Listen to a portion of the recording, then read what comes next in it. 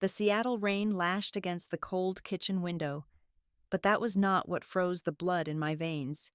The man who supposedly burned to ashes in a horrific car crash 3 months ago, the man my husband wept over while picking out his casket, was standing right in front of me, pouring bourbon into a coffee mug. He was not dead. He was no ghost. My entire 8-year marriage was a meticulously crafted lie. Hello, everyone. Before today's story begins, we'd like to share a quick message. YouTube recently removed our monetization, cutting off our income.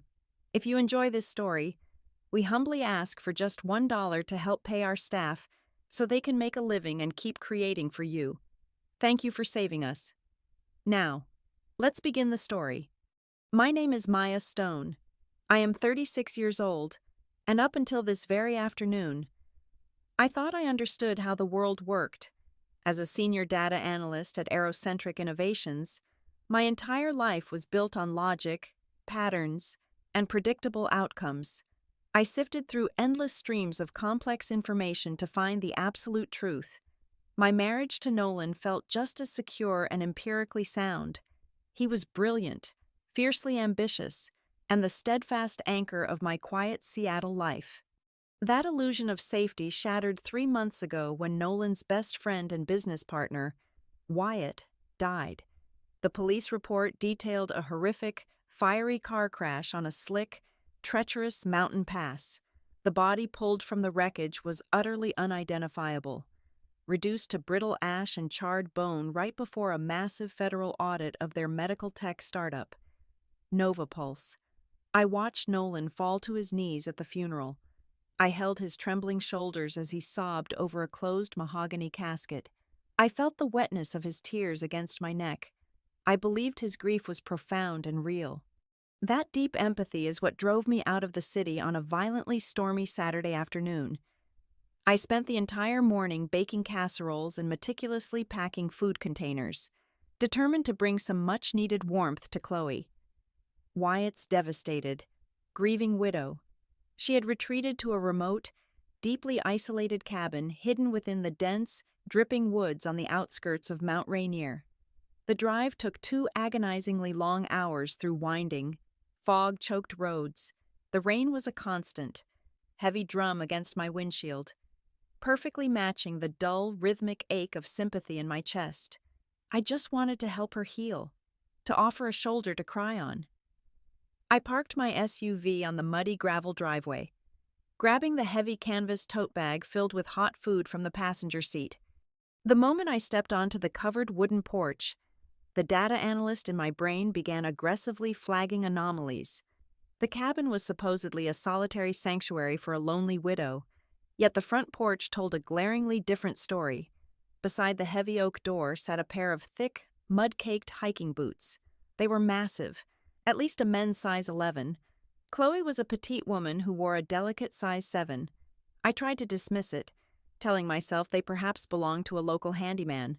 But as I reached for the cold brass doorknob, the heavy, humid air shifted around me, carrying a distinct scent that made my stomach drop into a bottomless pit.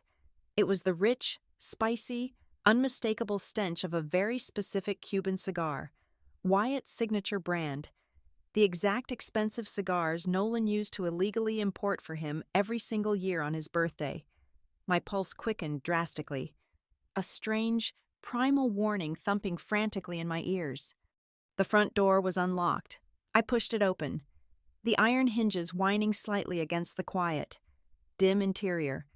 I walked quietly down the narrow, shadows-filled hallway, fully expecting to find Chloe curled up and weeping on the living room couch.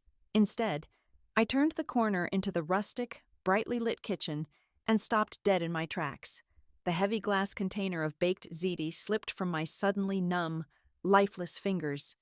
It hit the hardwood floor with a deafening, violent crash, shattering into 100 jagged pieces and splattering hot red sauce across the pale pine boards. Standing casually by the kitchen island, pouring a dark amber liquid into a ceramic mug, was Wyatt. He was flush with life. Not a single burn mark marred his skin, not a single scratch. He was wearing a gray cashmere sweater I had personally bought him for Christmas just last year. Chloe was standing right beside him, looking perfectly composed, her hand resting intimately on his lower back. At the explosive sound of the shattering glass, their heads snapped toward me in unison. The silence that instantly filled the room was absolute, suffocating, and utterly terrifying. My brain misfired completely. I could not draw a single breath into my suddenly paralyzed lungs. The wooden walls of the cabin seemed to violently warp and close in on me as a massive flood of pure adrenaline surged into my bloodstream. A sharp, icy prickle erupted across my scalp and raced violently down my spine, leaving goosebumps in its wake. Wyatt stared at me, and in his dark, unblinking eyes, I did not see the sheepish guilt of a man caught in a terrible lie. I saw the cold, calculated look of a trapped predator rapidly assessing a lethal threat. His jaw clenched tight, the muscles jumping beneath his skin, and his right hand moved slowly, purposefully toward the heavy wooden butcher block of kitchen knives resting on the counter. Every single instinct honed by millions of years of human evolution screamed at me to run.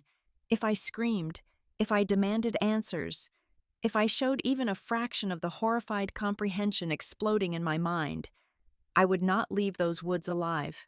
I forced my rigid facial muscles to go entirely slack, widening my eyes in a desperate display of utter disoriented confusion. I let out a breathless, broken gasp, my chest heaving. "Oh my God," I mumbled, forcing my voice to tremble with a fabricated, frantic hysteria. "I am so sorry. I thought this was the rental cabin.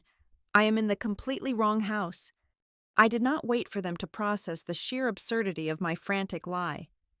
I spun around, my boots slipping dangerously on the spilled tomato sauce, and bolted down the narrow hallway like a hunted animal.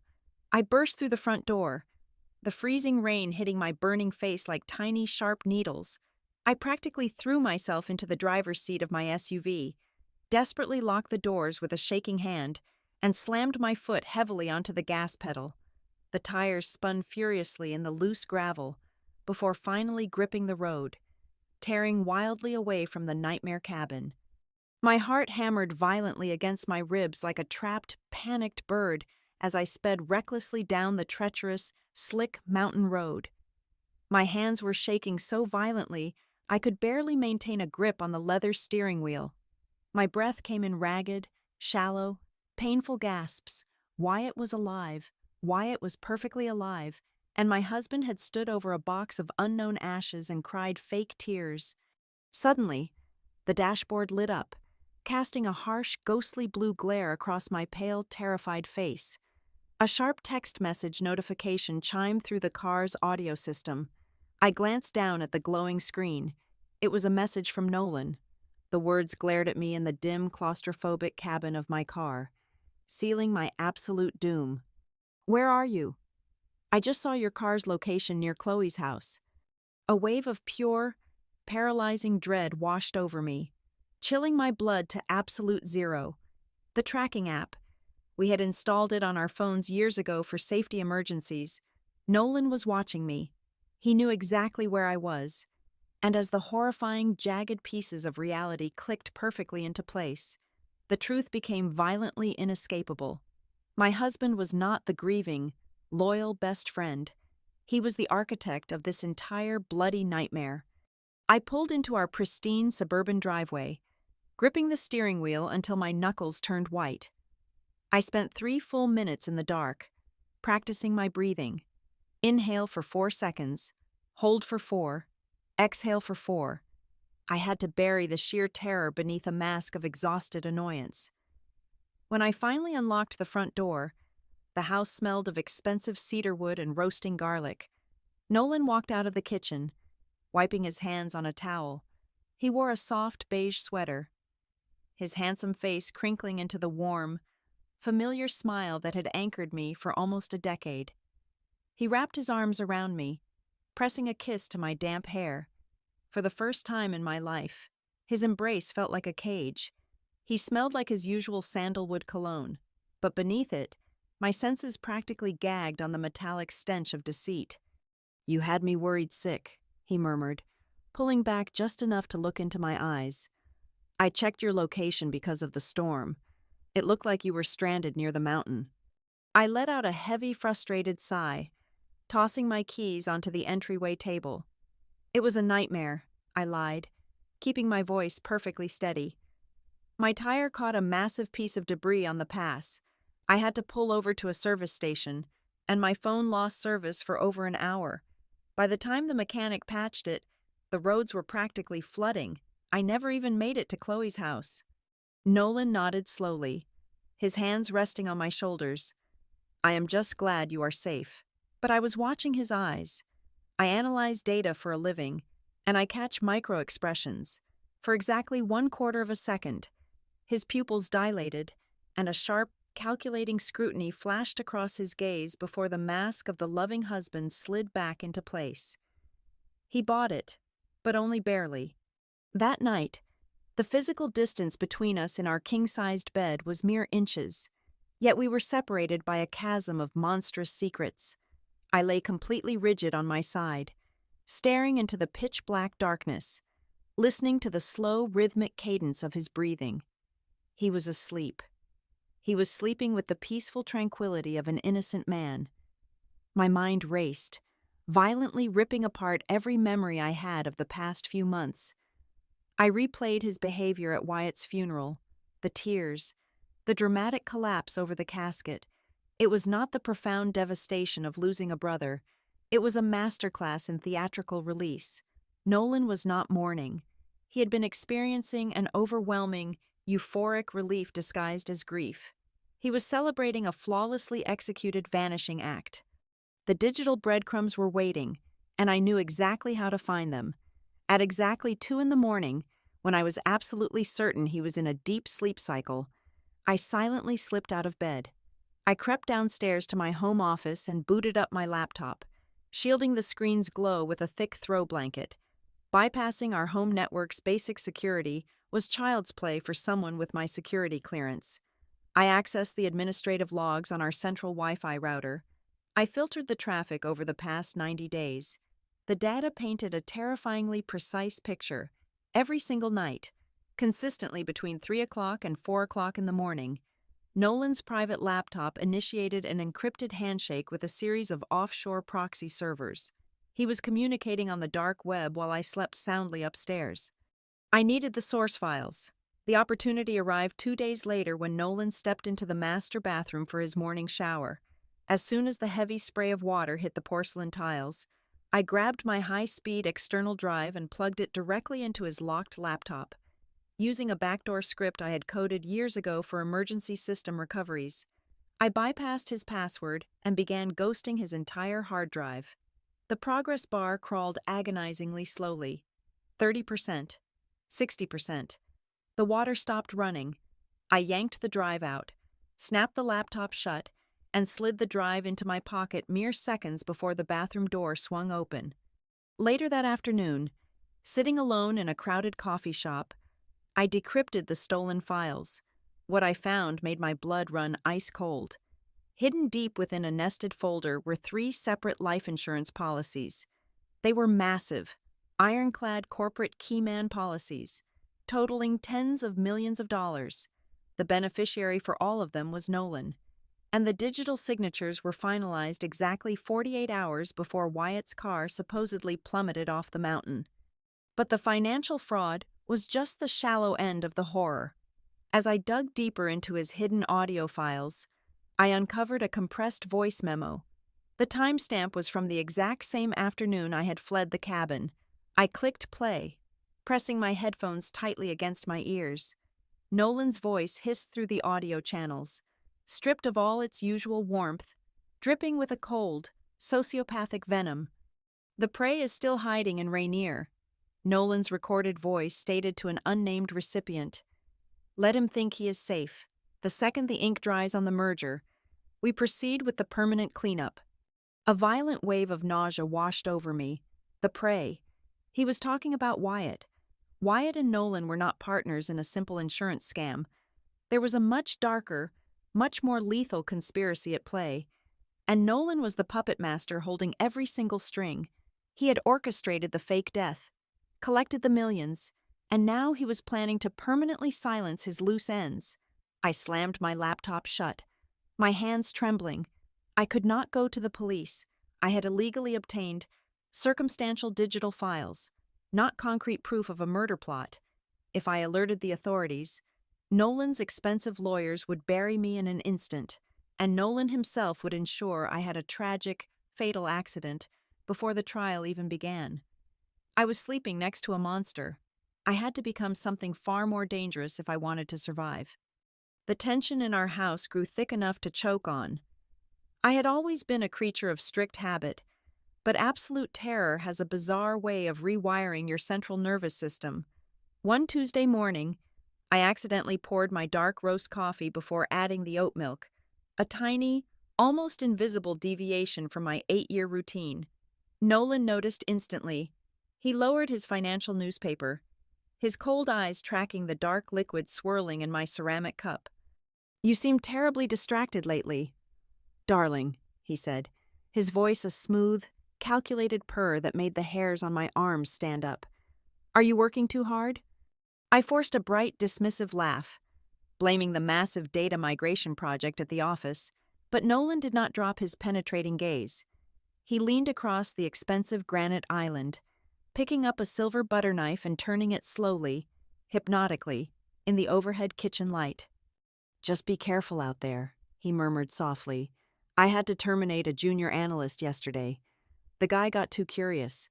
He started poking around in restricted executive directories where he had absolutely no business being. It is a damn shame. People who go digging around in the dark usually end up burying themselves." The threat hung in the quiet room, razor sharp and unmissable. I swallowed the bitter bile rising in my throat, smiled as sweetly as I could manage, and kissed his freshly shaven cheek before walking out the front door. I had to utilize every ounce of my willpower to play the perfect, oblivious wife. I answered his daily check-in calls with cloying affection. I cooked his favorite meals. But the moment I was out of his sight, I went to war. During my afternoon lunch break, I walked 10 blocks in the pouring rain to a dingy, off-brand convenience store and paid cash for a cheap, untraceable prepaid burner phone. I memorized Chloe's phone number from the decrypted files I had stolen, typed it in, and sent a single, heavily encrypted text message. I demanded a face-to-face meeting. I picked a location so remarkably desolate yet transient that no one would ever pay us any mind. We met at an abandoned, neon-lit highway rest stop exactly 40 miles outside the city limits at exactly 9 o'clock on a Thursday night. The relentless Seattle rain had returned, slicking the black asphalt and casting distorted reflections of the sodium streetlights. Chloe arrived in a battered, rusted sedan I had never seen before. When she nervously slid into the passenger seat of my vehicle, I gasped. I barely recognized her. The polished, elegant woman I knew was completely gone. Her hair was greasy and matted against her skull. Her skin was a sickly, translucent gray, and her bloodshot eyes darted frantically at every single pair of passing headlights. She looked like a walking corpse who had seen the lowest levels of hell. Before I could even ask my first question, she broke down. The hideous words spilled out of her in a desperate, shivering torrent. There was no ghost, and there was absolutely no tragic accident. Nova Pulse was nothing but a spectacular, blood-soaked mirage. Their flagship medical device, the artificial cardiac pacemaker poised to revolutionize global healthcare, was a lethal failure. The internal clinical trials showed a catastrophic rate of sudden heart failure in test subjects. The devices were literally killing people. Instead of halting production, Nolan and Wyatt had systematically falsified the clinical trial data submitted to the federal regulatory authorities.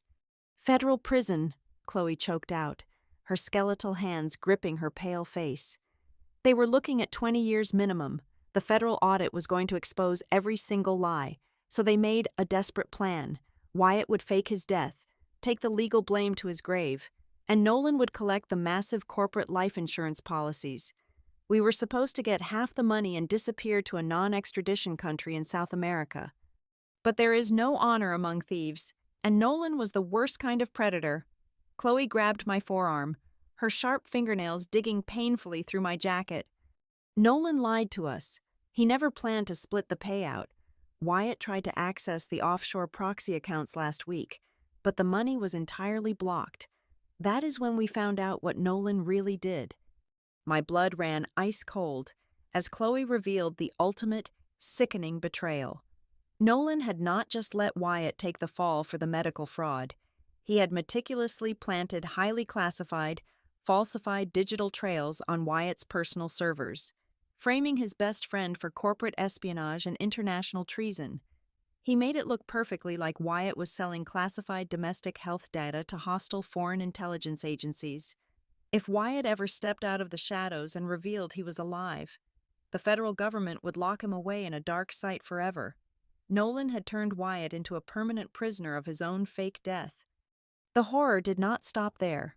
The final puzzle pieces from Nolan's encrypted hard drive suddenly locked together in my racing mind.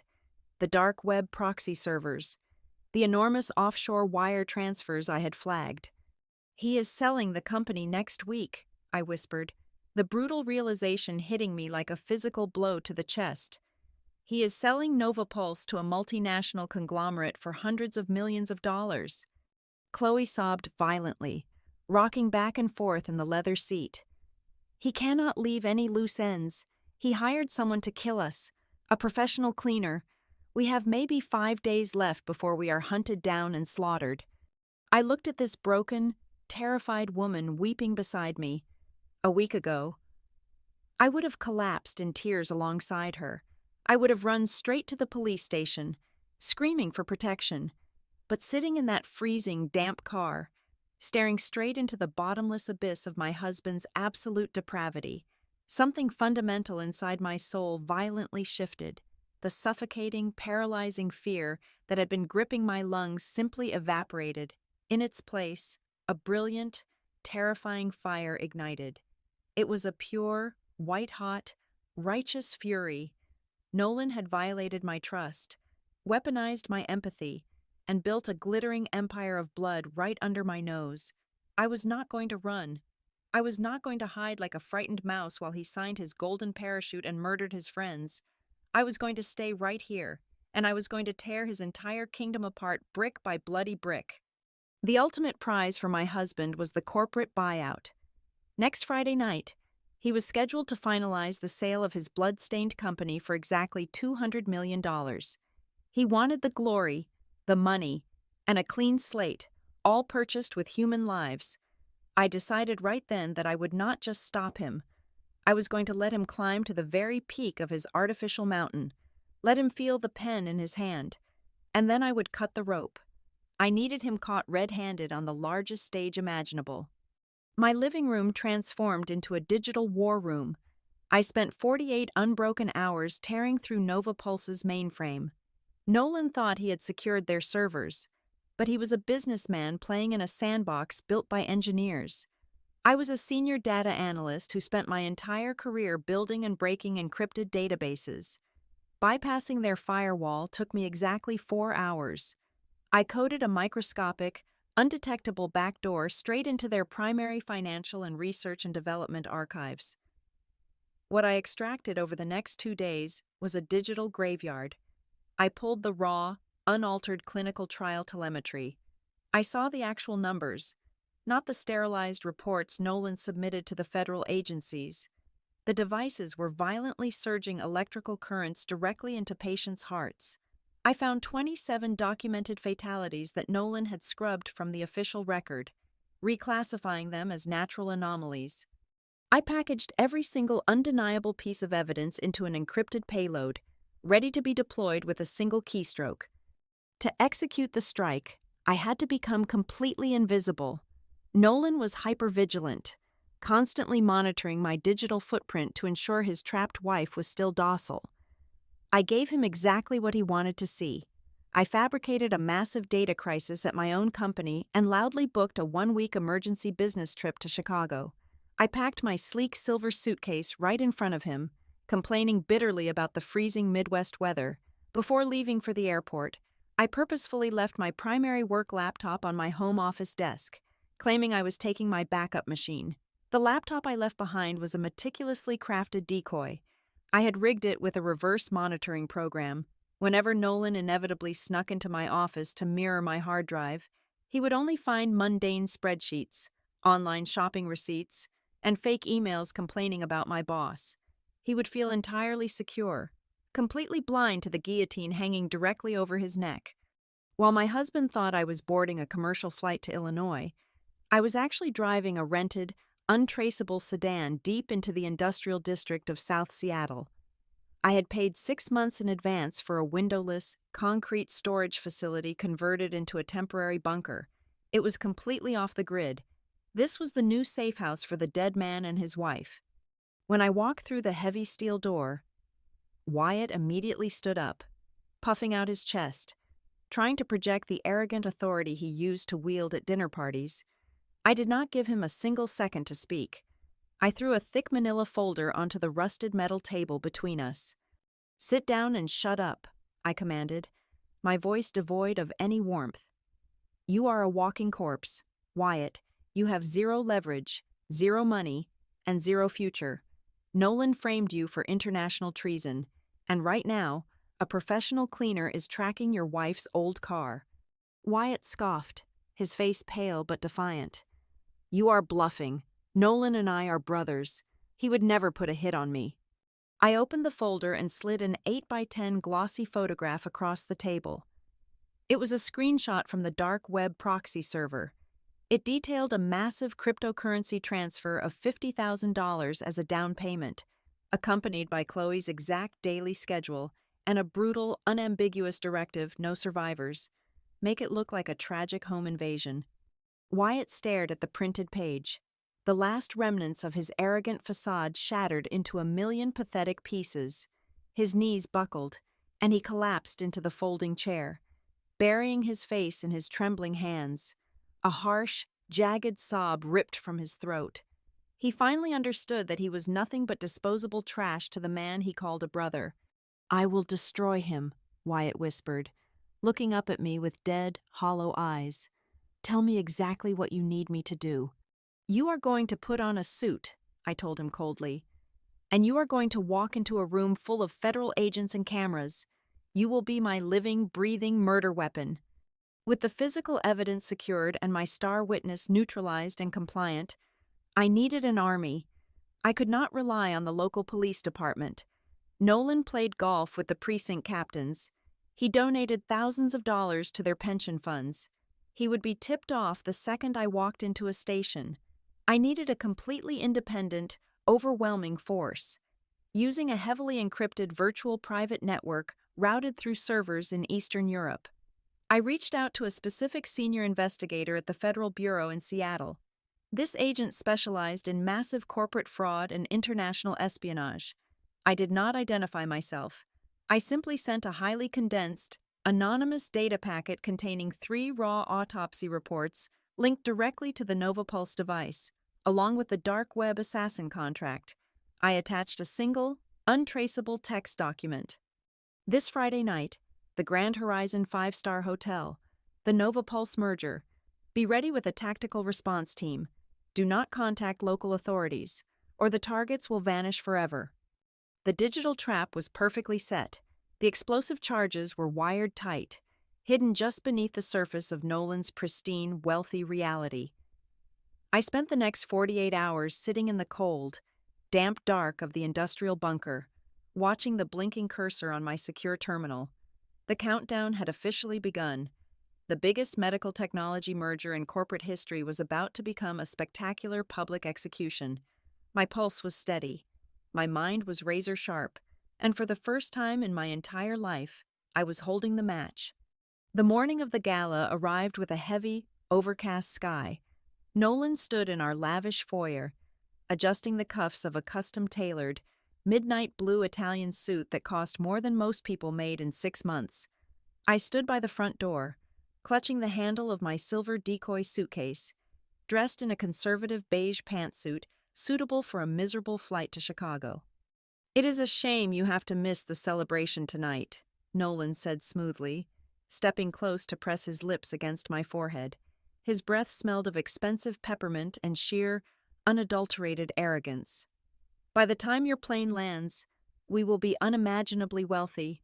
Everything changes tonight, my love. We are stepping into a completely new life. I looked directly into his lying eyes and let a soft, admiring smile touch my lips. The coldness radiating through my veins was absolute. I know we are, I replied, my voice perfectly steady. I cannot wait to see exactly what you have built. The moment his sleek black sports car disappeared down the oak-lined street, the facade dropped. I kicked the fake luggage into the hall closet and walked upstairs. I had no intention of setting foot in an airport. Instead, I unzipped a garment bag hidden in the back of my closet and pulled out a floor-length, meticulously tailored black evening gown. It was sharp, elegant, and entirely devoid of warmth. I painted my lips a deep, blood red. I was not dressing for a celebration. I was dressing to officiate a funeral. By 8 o'clock that evening, the Grand Horizon Hotel was buzzing with the electric energy of extreme wealth. While Nolan mingled with politicians and industry titans in the grand ballroom, I bypassed the velvet ropes and security checkpoints. 2 days prior, I had cloned a master security keycard during a fake catering tour. I slipped unnoticed through the bustling service corridors and unlocked the heavy steel door of the master audiovisual control room, situated on a dark balcony directly overlooking the main stage. The room was empty. The technician having been conveniently called away by a fake work order I dispatched 10 minutes earlier. I plugged my encrypted laptop directly into the central mainframe and brought up the master controls. Through the thick, soundproof glass, I watched my husband hold court. The opulent ballroom was packed with over 300 high-profile guests. Waiters circulated with crystal flutes of vintage champagne. Nolan stood at the center of the massive stage, framed by gigantic LED screens projecting the slick, modern logo of Novapulse. He was radiant.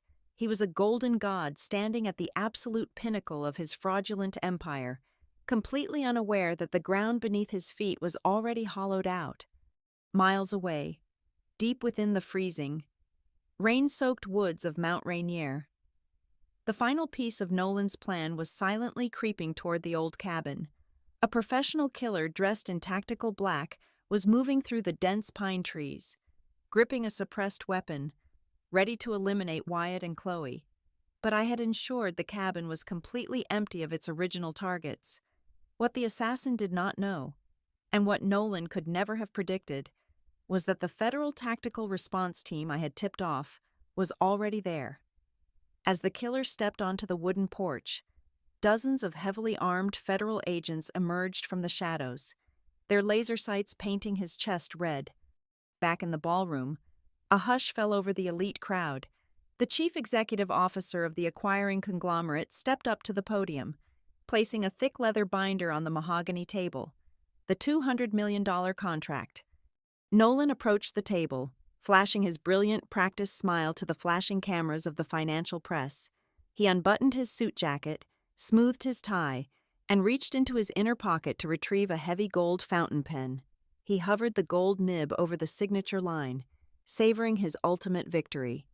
I placed my fingers over the enter key on my laptop. I took one slow, deep breath, tasting the sweet metallic tang of absolute justice. Pressing down, I triggered the override.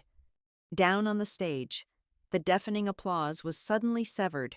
Nolan's microphone emitted a sharp, ear-piercing shriek of feedback before dying completely. He tapped the microphone, a flicker of genuine irritation crossing his perfectly groomed face. Before he could speak, every single crystal chandelier in the massive ballroom violently switched from a warm golden glow to a harsh, blinding, emergency red. The storm had finally arrived. The massive floor-to-ceiling LED screens behind the podium abruptly flickered. The sleek, corporate Novapulse logo dissolved into a storm of static, quickly replaced by a cascade of highly classified, encrypted emails. The text was magnified to 10 feet tall, impossible for anyone in the room to ignore. They were Nolan's direct communications, authorizing the falsification of the clinical trials. Then, the screens shifted to the raw medical telemetry, horrifying graphs of heart rates, violently spiking and then flatlining, filled the displays, accompanied by 27 separate patient files stamped with the word "Fatal in Brutal," glaring red ink. Finally, a heavily pixelated screenshot of the dark web crypto wallet appeared, showing the $50,000 wire transfer for the assassination contract on Wyatt and Chloe. The grand ballroom erupted into absolute deafening pandemonium. Hundreds of wealthy investors, elite politicians, and media personnel began shouting in confusion and horror. The chief executive officer of the acquiring conglomerate physically recoiled from the signing table, dropping the $200 million contract as if it were coated in acid. Nolan turned deathly pale, the blood completely drained from his face, leaving his skin a sickly, ashen gray. He spun wildly toward the audiovisual booth, screaming frantically at the security guards to shut the power off. Guards scrambled, pulling at cables and frantically banging on the locked steel door of my control room, but they were entirely powerless. I had hardwired the system with a military-grade lockdown. The absolute truth was burning itself into the retinas of every single person in the room, and there was no off switch. I stepped out from the heavy velvet curtains of the stage wings. My floor-length black evening gown glided silently across the polished hardwood. I walked past the frozen executives, right to the dead center of the stage. I grabbed a wired backup microphone from a technician's stand and switched it on. "The man you are about to give a fortune to is a murderer," I declared. My voice echoed like a thunderclap across the cavernous, red-lit room. Cutting straight through the panicked shouting, the room instantly fell into a shocked, breathless silence. "He knowingly built a medical device that electrocuted 27 innocent people. He stole tens of millions in fraudulent insurance payouts, and tonight, he hired a professional killer to slaughter his business partner to cover his tracks." Nolan stumbled backward, his carefully crafted mask completely disintegrating. He pointed a violently shaking finger at me, his eyes wide and unhinged. "She is insane," he bellowed into the dead air, desperate to regain control of his shattered reality. "My wife is having a paranoid psychotic break, security. Remove this sick, delusional woman immediately." No one moved, and in that heavy, suffocating silence, the massive double doors at the back of the grand ballroom violently burst open. The heavy wood crashed against the walls like a gunshot. A collective gasp swept through the crowd as the ghost walked into the room. Wyatt marched straight down the center aisle. He was no longer the broken, terrified man from the bunker. He stood tall, flanked by a dozen heavily armed federal agents in tactical gear. The news cameras instantly pivoted away from the stage, flashing frantically as the dead man walked toward his killer. The shock was a physical blow. Nolan's knees completely gave out. He collapsed heavily onto the wooden stage, the heavy gold fountain pen clattering uselessly away from his trembling hands. He stared at Wyatt as if looking at a demon summoned from the depths of hell. Wyatt stopped right at the base of the podium, glaring up at the man who had called him a brother. He pointed a steady finger directly at Nolan's face. "He is the architect of everything," Wyatt confessed loudly to the silent room and the rolling cameras. "He faked my death. He framed me for international treason, and he paid a hitman to kill my wife and me tonight." The lead federal agent marched up the stairs. He did not hesitate. He grabbed Nolan by the shoulders of his expensive Italian suit, hauled him to his feet, and violently wrenched his arms behind his back. The sharp, metallic click of cold steel handcuffs, snapping shut, echoed loudly through the microphones still gripped in my hand. He began reading the Miranda rights, but the words were drowned out by the absolute frenzy of the media. As the federal agents dragged Nolan across the stage toward the exit, they forced him to walk right past me. Nolan violently jerked his head to look at me. His handsome face was contorted into an ugly, feral mask of pure, toxic hatred. He looked like a trapped rat, furious and utterly powerless. I did not feel fear. I did not feel anger. I looked at the man I had slept next to for 8 years, the man who had built a prison of lies around my entire existence, and I felt nothing but profound, icy pity. I leaned slightly toward him, my voice barely a whisper, yet sharp enough to cut bone. Goodbye, stranger. Hours later, the blaring sirens had finally faded into the distance. I walked out through the grand glass doors of the hotel lobby and stepped onto the wet pavement. I took a slow, deep breath, filling my lungs with the crisp, clean air. The relentless Seattle rain had finally stopped. The heavy, suffocating gray clouds were breaking apart above the city skyline, and the very first golden rays of morning sunlight were piercing through the gloom, warming my cold face. My marriage was over. The quiet, predictable life I had built was entirely gone, but as I stood there watching the sunrise, a genuine, profound smile spread across my face. The heavy chains of deceit had been shattered. For the very first time in 8 years, I was completely free. I had discovered a strength inside myself that no one could ever take away. I realized then that the most powerful form of revenge is not about sinking into the dirt to tear someone down. It is about ripping the shadows wide open and forcing the blinding, unforgiving light of justice to shine on everything. Thank you so much for listening to today's story. We hope you enjoyed it. As an ad-free channel, your support is what keeps us alive. Please support Zoe Revenge Stories with just $1 via the QR code on the screen, or click the link in the description box or pinned comment. Also, we'd love to connect with you. Please leave a comment telling us which city or state you're listening from. Thank you for standing with us, and see you in the next stories.